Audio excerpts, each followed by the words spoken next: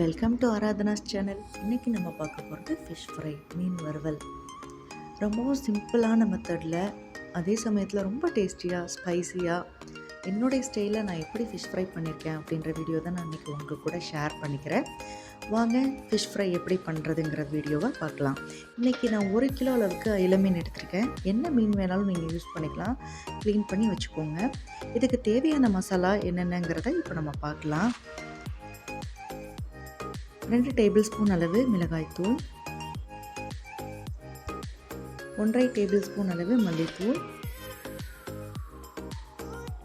1/2 teaspoon அளவு மிளகு சீரகத்தூள், 1/4 டீஸ்பூன் மஞ்சள் தூள், 1 tablespoon ginger garlic paste, 1 teaspoon cornflour.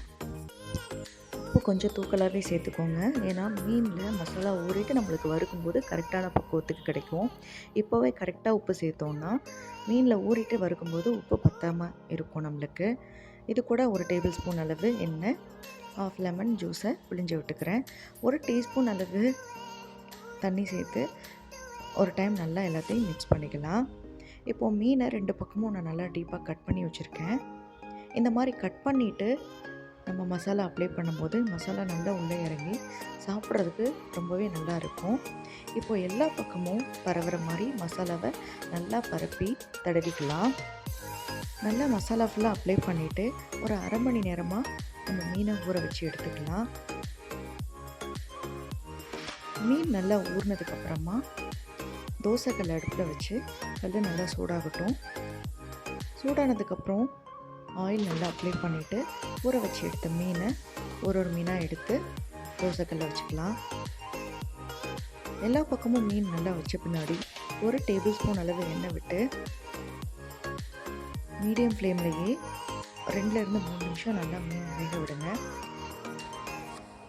இப்போது மறுபக்கம் திருப்பி விட்டு மறுபடியும் 1 டேபிள் ஸ்பூன் அளவு எண்ணெய் விட்டு 2லேருந்து 3 நிமிஷம் மீன் நல்லா வேக விடுங்க. இந்த மாதிரி கோல்டன் ப்ரௌன் கலர் ஆகிற வரைக்கும் 2 பக்கமும் நல்லா திருப்பி விட்டு வேக வைங்க. எல்லா பக்கமுமே ஈவனாக வேகிற மாதிரி நல்லா பரட்டி விட்டுக்கோங்க.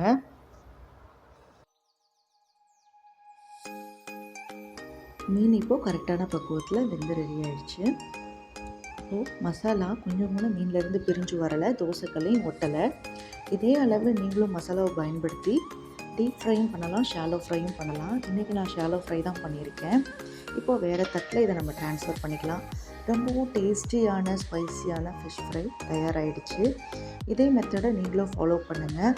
இந்த வீடியோ உங்களுக்கு பிடிச்சிருந்தால் லைக் பண்ணுங்கள், ஷேர் பண்ணுங்கள், சப்ஸ்கிரைப் பண்ணுங்கள். தேங்க்யூ ஃபார் வாட்சிங்.